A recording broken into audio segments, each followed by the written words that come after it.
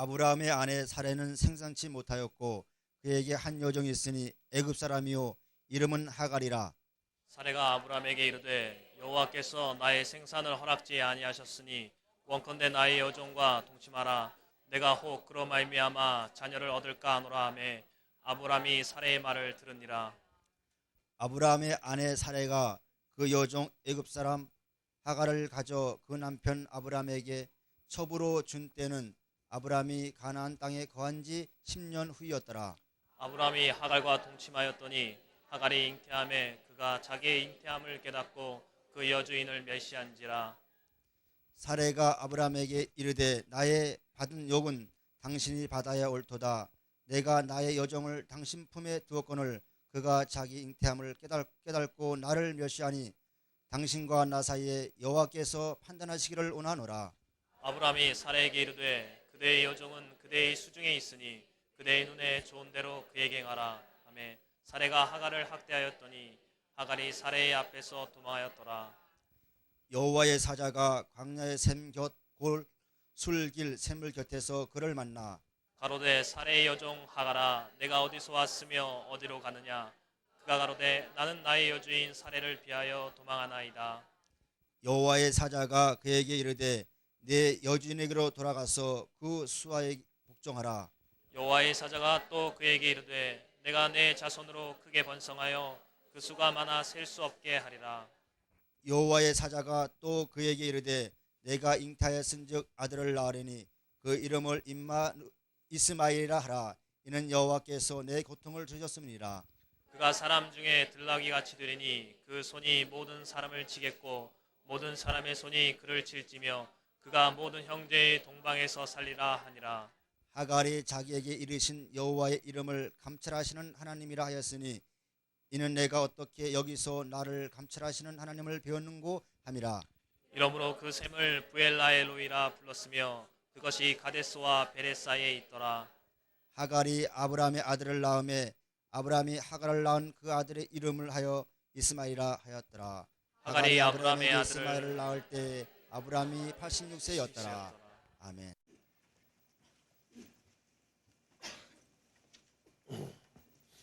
예. 여러분들 지난 한 주간 동안 대화했던 것들 서로가 만나서 말하고 그리고 생각했던 것들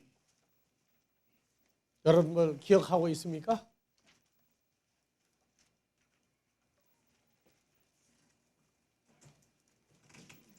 자, 여러분들 소리를 녹음하는 녹음기 그것은 언제부터 있었습니까? 소리를 녹음하는 녹음기.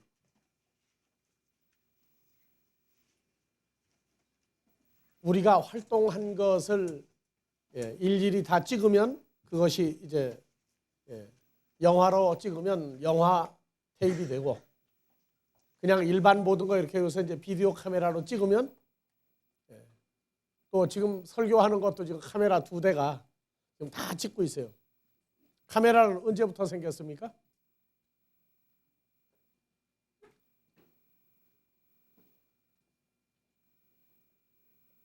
출애굽기 4장 11절에 보면은요.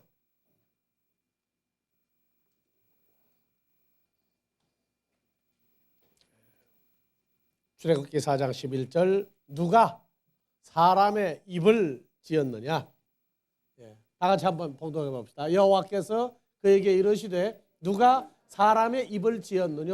누가 벙어리나 귀머거리나 눈 밝은 자나 소경이 되게 하였느냐? 나 여호와가 아니냐? 소경이 보면 바로 오늘날 말하는 무슨 기계가 있는 거예요?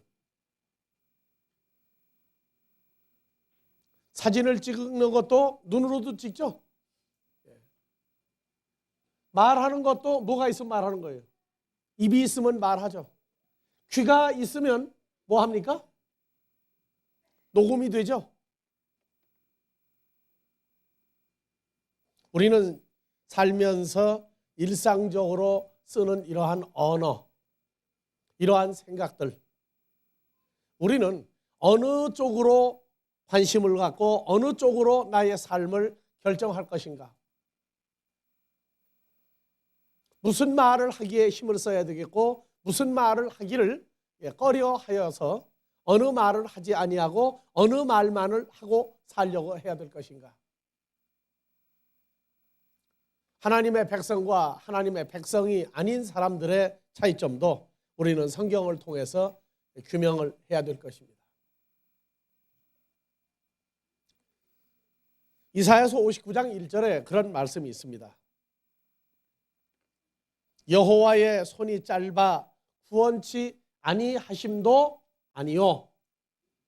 누구의 귀가 둔하여 듣지 못함도 아니라 여호와의 귀가 둔하여 듣지 못함도 아니라. 자, 우리를 만드신 하나님, 사람을 만드신 하나님, 사람은 누구의 형상으로 만들어져 있습니까? 하나님의 형상으로 만들어졌어요. 그러니까 우리를 만드신 하나님이나 피조물 첫사람 아담을 만드신 여호와 하나님은, 자, 여러분들이 말하는 바 손으로 한번 가리켜 보세요. 뭐가 있고? 주일학생으로 돌아가자고요. 뭐가 있고? 눈이 있고 또 코가 있고 또 귀가 있고 또 입이 있고 또 머리로 생각하시고 수록하실 수 있는 분이에요. 아브라함을 갈대아 우르에서 불러내시고 하란에서부터 아버지 데라와 분리시켜서 가나안으로 인도하신 하나님, 창세기 22장에 여호와 이르라고 하는 말을 스스로 하게 하시는 하나님, 하늘의 별과 같은 후손을 내가 내 아내 사례를 통해서 만들겠다고 일방적으로 선포하신 그 여호와 하나님이 아브라함을 계속 키우시면서 키울 때마다 어느 정도 컸느냐 그의 말과 행동을 달아보십니다. 그래서 오늘 창세기 16장의 2절에 사라가 아브라함에게 이르되 여호와께서 나의 생산을 허락치 아니하였으니, 15장에서 분명히 여호와 하나님이 남편 당신에게 아브라함에게 약속하지 않았느냐, 나를 통해서 자식을 낳아서 하늘의 별 같은 많은 후손을 낳겠다고 하였거늘 어찌하여 내게 자식을 낳도록 안 해주느냐. 그러니까 이제 방법을 쓰자. 무슨 방법이냐? 애굽에서부터 우리가 나올 때 데리고 왔던 여자 중에 하갈이라고 하는 여자를 당신이 품으소서. 그리하면 그가 자식을 낳아줄 터이니.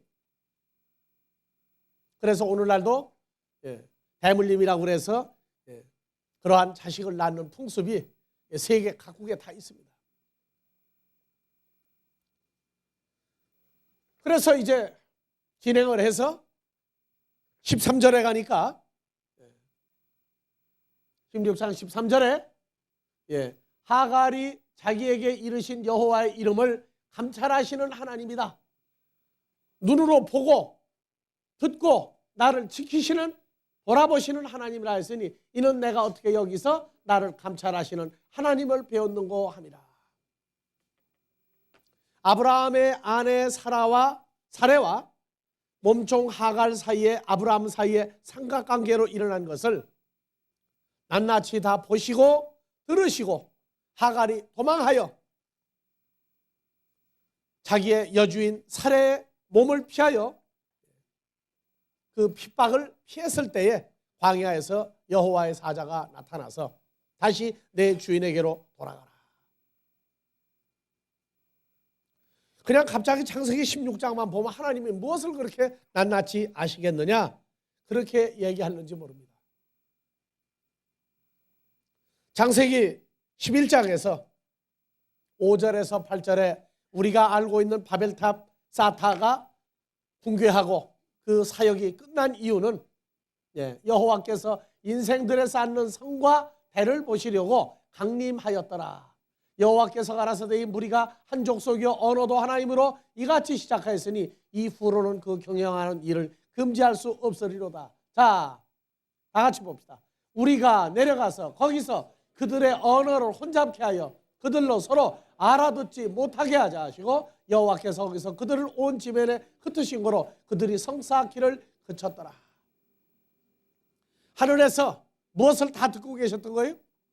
바벨탑을 쌓고자 했고 바벨탑을 쌓고 있는 그들의 소리를 다 들으셨던 것입니다. 그리고 그들의 성 쌓는 것을 다 보셨던 겁니다.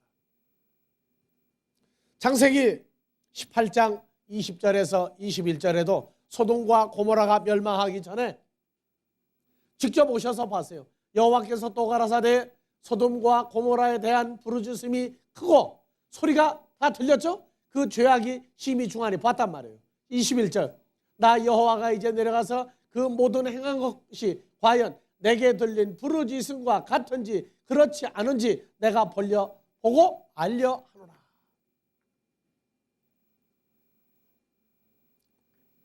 문제는 우리들의 하루하루의 일과 우리들의 삶입니다. 믿음의 선진들이 하나님의 사람으로 옳다 인정함을 받고 난 다음에 그들이 말했던 언어의 핵심과 그들이 성장하기까지 그 주변에 이루어졌던 말과 행위가 하나님의 사람들과 아닌 사람들의 차이점이, 하나님의 사람들은 시편 66편 18절 19절 20절에 내가 마음에 죄악을 품으면 주께서 듣지 아니하시리라. 마음의 고통이 하나님을 떠나고 하나님의 훈련에 의해서 이루 말할 수 없는 상태에 이르렀을 때 내가 내 마음에 죄악을 품으면 주께서 내가 한 간구와 기도를 듣지 아니하실 것이다.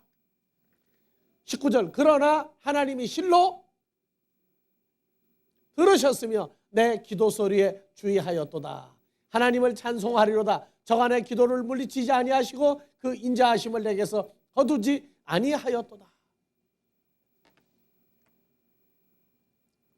하나님의 사람들은 성장하는 과정 중에서의 모든 것들을 감찰하시고 우리들이 성장하기에 합당하도록 인도하시면서 우리의 부족함을 나무라시는 것이 아니라 돌이켜서 하나님의 말씀대로 살아랍니다.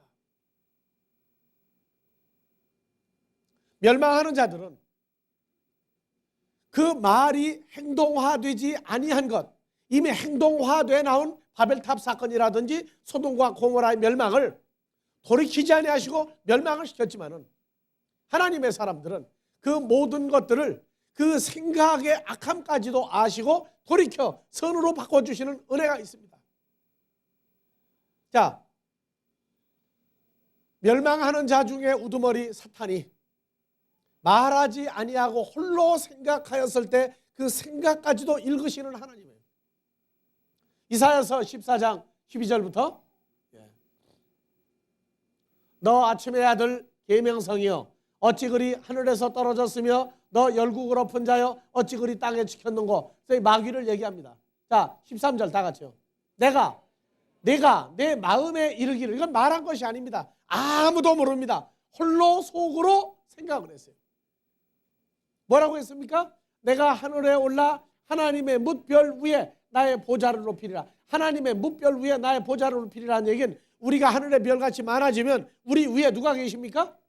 하나님이 계셔야 되는데 그 자리를 마귀 내가 한번 차지해 보겠다 마음에 이르기를 내가 북극 지폐 산 위에 좌정하리라. 14절 이것도 뭡니까?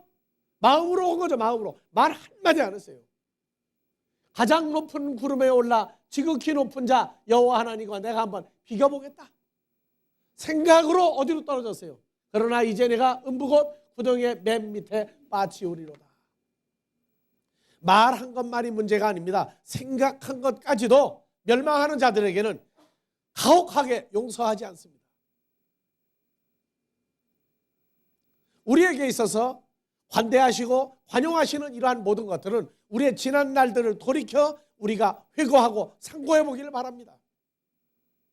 지난 한 주간의 우리의 말과 행위를 돌이켜 생각해 보자고 얘기하는 것도 마음에 악했던 것이나 악하게 말했던 것이나 다른 사람을 욕했던 것이나 형제간에 싸웠던 것이나 형제간을 욕하고 비방했던 모든 것들이 그분의 기억과 그분의 의중에 수록되지 않은 말들이 하나도 없다고 하는 것입니다.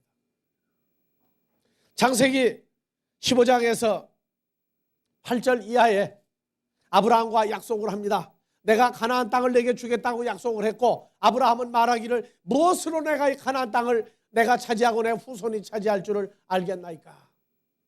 그래서 4대 만에 내 후손이 애굽에 내려갔다가 4대 만에 다시 가나안 땅으로 들어올 터인데, 아모리 족속의 죄악이 차고 넘칠 때가 그때니라.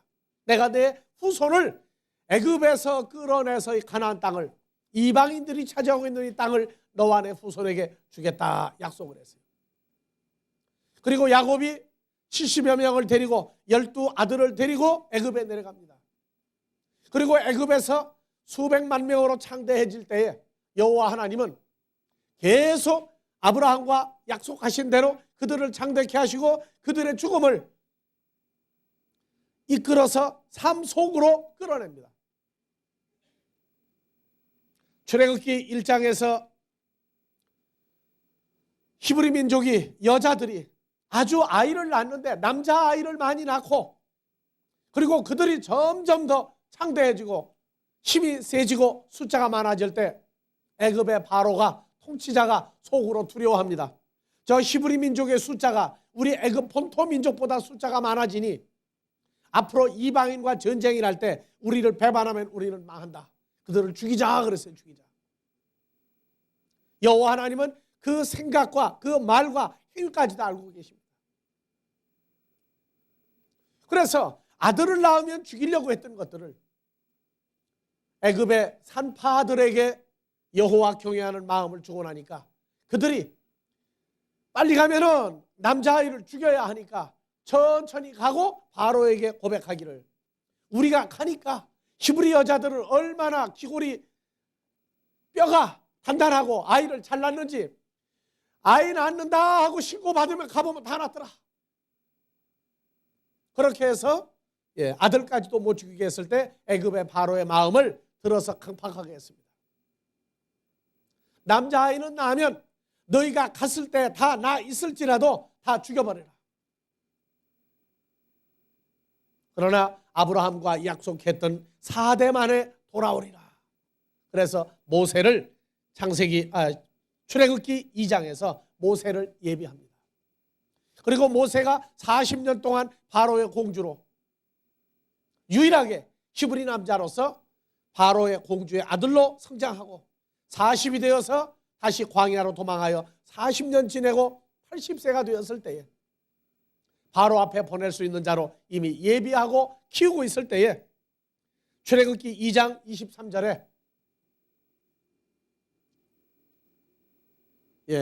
여러 해 후에 애굽 왕은 죽었고 모세를 죽이려고 했던 바로는 죽었고 이스라엘 자손은 그 고역으로 인하여 탄식하며 부르짖으니 그 고역으로 인하여 다 같이요 부르짖는 소리가 여호와께 상달한지라. 하나님이 그 고통 소리를 들으시고 아브라함과 이삭과 야곱에게 세운 그 언약을 기억하사 이스라엘 자손을 권념하였더라.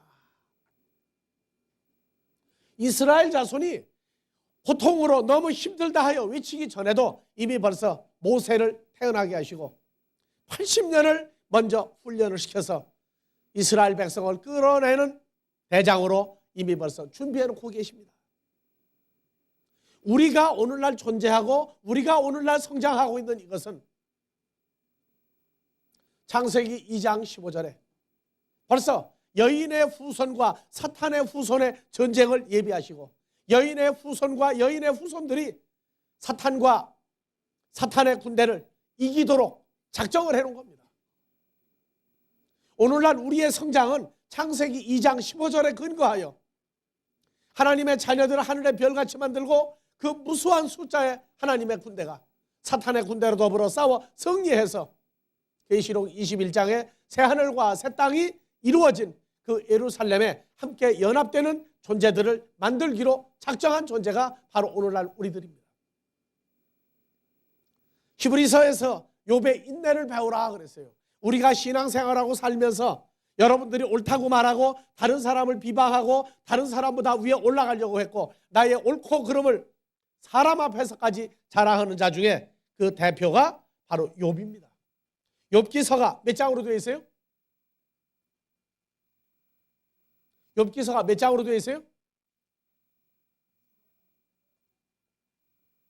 춘향전은 연극을 하니까 몇 장으로 끝납니까? 자, 42장으로 되어 있죠. 이 욥이라고 하는 한 사람을 놓고 1장에서 2장 10절까지는 여호와 하나님과 사탄과 욥의 아내를 들어서 간략하게 진행해 나갑니다. 그리고 욥기서 2장 11절부터 31장까지 무려 29장, 30장이라고 하는 그 넓은 지면을 욥의 세 친구를 보내서 욥의 의롭다고 하는 것과 세 친구가 욥을 공격해서 욥을 곤경에 계속 빠뜨려 나갈 때 욥이 계속 대항합니다. 뭐라고요?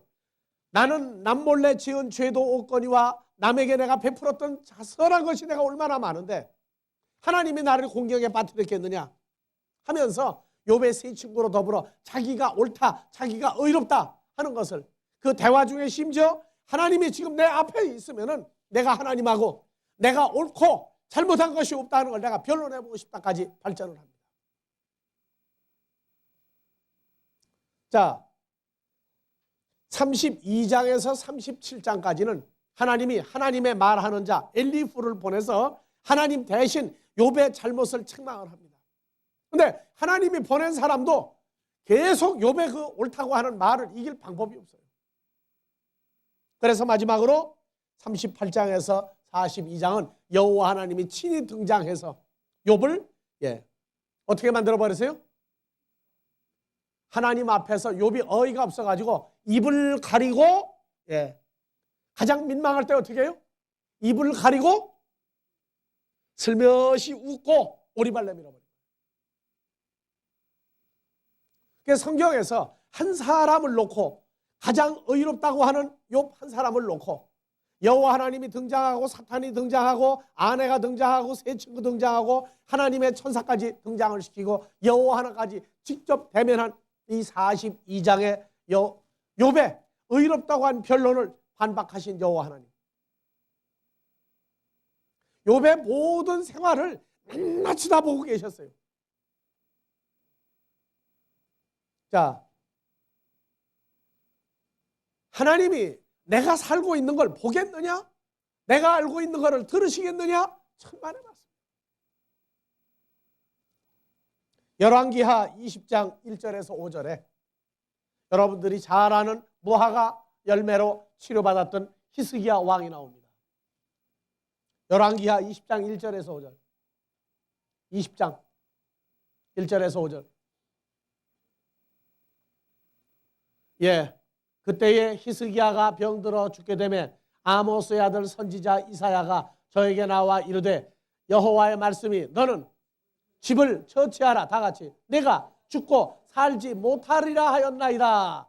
히스기야가 낮을 벽으로 향하고 여호와께 기도하여 가로되 여호와여 구하오니 내가 진실과 전심으로 주 앞에 행하며 주의 보시기에 선하게 행하는 것을 기억하옵소서 하고 심히 통곡하더라. 자, 뭐라고 그랬어요? 진실과 전심으로 큰 소리를 읽으세요. 주 앞에 여호와 앞에서 내가 행할 때에 주님 보시기에 선하게 행하는 걸 기억하옵소서. 악하게 행한 건 생각하지 마시고 뭐만 기억해달라고요? 그럼 여러분들 오늘 지금 이 자리에서 이제 바로 몇 시간 있으면 죽는다. 여러분들 뭐라고 기도할 겁니까? 선하게 한 거 내놓고 한번 꼽아보세요. 지금 속으로 몇 가지나 선하게 했어요.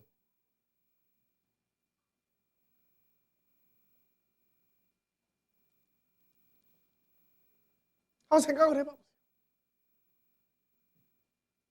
악하게 행한 게 엄청나게 많습니까? 선하게 한 게 손가락으로 꼽을 정도로 적습니까?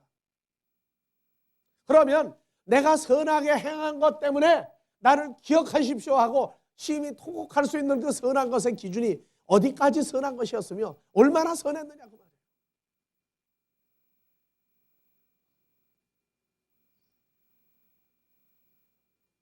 우리 생각들 해야 됩니다. 어떤 사람은 하나님이 눈이 없고 귀가 없고 생각이 없는 줄 알고 사는 사람들이 있어요.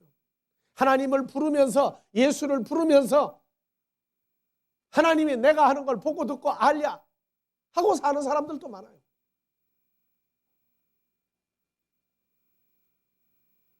하나님 앞에서 진실해진다는 얘기는 점점 사람 앞에서도 진실해진다고 하는 얘기입니다. 나의 모든 삶을 익히 아시고 들으시고 판단하여 악에서 선으로 계속 인도해 가시는 하나님의 임재하심이 내게서 깨달아지지 않으면 우리는 야고보서에서 말하는 대로 귀신들도 하나님이 계시다 그러면 덜덜 떨어. 근데 사는 건 하나님 절대 걱정하지 않고. 뭐라고 했다고요? 다시 주의 보시기에 선하게 내가 여호와 앞에서 행한 것을 기억하옵소서 하고 심히 통곡하더라. 4절 이사야가 성읍 가운데까지도 이르기 전에 여호와의 말씀이 저에게 임하여 가라사대 예루살렘 궁전에서 지금 예루살렘 그 도시 한복판까지 오기도 전에 여호와의 말씀이 저에게 임하여 가라사대 무슨 얘기예요?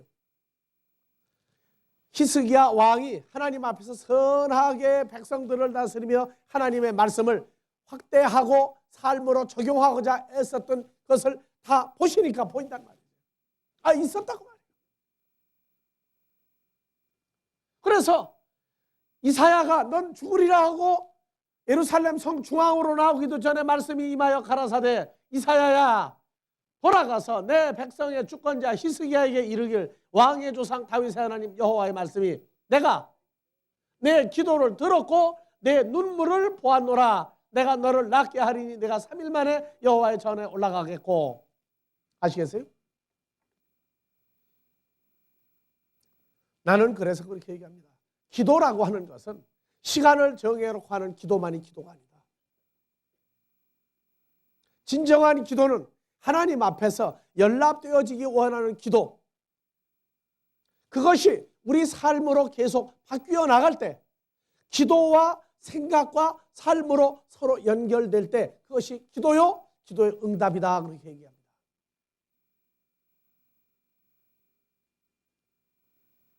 어느 목사님이 우리가 식사 때 하는 기도를 듣고 난 다음에 혼자 있는데 와가지고 목사님 그렇게 기도해가지고 되겠습니까? 왜요? 너무 짧고 어떻게 그거 가지고 기도라고 할 수 있습니까? 우리 기도는 항상 똑같아요. 식사 때 기도는 식사 주심을 감사하며 이것을 먹고 주 안에서 힘을 주실 때 원하는 게 딱 한 가지예요.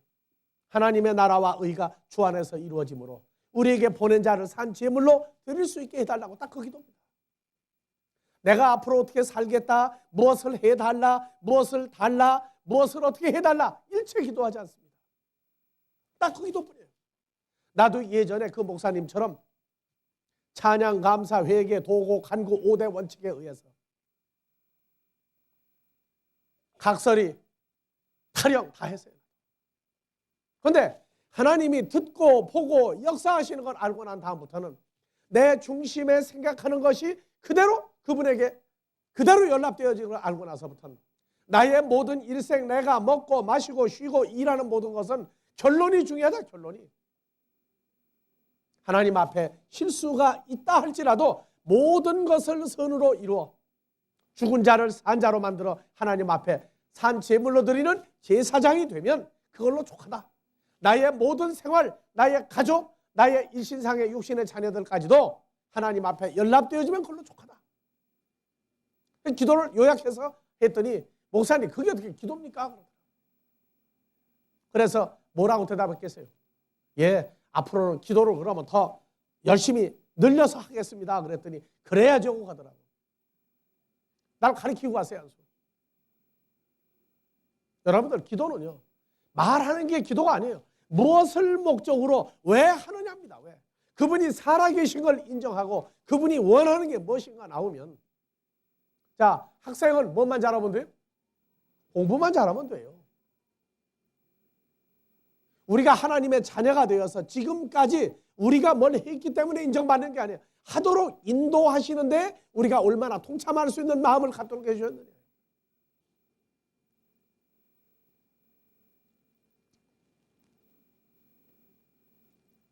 우리는 우리의 삶을 어디에다가 목적을 두고 살 것이냐. 그 목적이 어떠한 것을 생각하는 게 그게 바로 기도입니다. 말로 하는 것도 기도입니다. 이사야서 14장에 마귀만 마음으로 생각하기 때문에 지옥으로 하는 게 아니에요. 우리는 우리의 생각의 저변, 밑바닥에 깔려있는 생각이 어느 쪽으로 움직이고 있는가도 우리 마음을 이렇게 읽어야 됩니다. 이제 금년 1년도 이제 얼마 남지 않았습니다. 금년 1년 무엇 때문에 무엇을 생각하고 무엇을 위하여 오늘까지도 여러분 살았는가. 마음에 생각한 것이 그대로 나는 기도 안 했지만 하지만은 마음에 생각한 것도 다 이미 읽어지고 있습니다. 금년 남은 한 달 반이라고 하는 기간, 우리가 생각한 것도 말하지 아니한 것도 내가 마음으로 원한 것도 다 읽어지고 있고 수록되어지고 있다고 하는 사건을 기억하면서 하나님의 백성은 하나님의 은혜로 잘못이 아니라 어느 쪽으로 인도하시는가가 중요하다. 아브라함은 수많은 실수 가운데 하나님의 약속 위에 정말로 토대를 굳게 잡아서 하늘의 별 같은 후사를 내 아내를 통해서 만들겠다 한 것을 믿을 때까지 역사하셨어요. 믿을 때까지. 마음에 요동하지 않을 때까지. 우리의 구원과 우리의 삶이 이 마지막 때 우리 마음 속에서 주위의 어떤 것으로도 요동하지 아니하는 견고한 반석 그리스도 위에서 우리를 마지막 때 하나님께로 인도하시겠다고 하는 하늘에 앉혔다고 하는 사건과 앉혀야 될 사람을 찾아야 될 이 중차대한 역사가 우리 마음의 중심에 자리 잡게 하시기를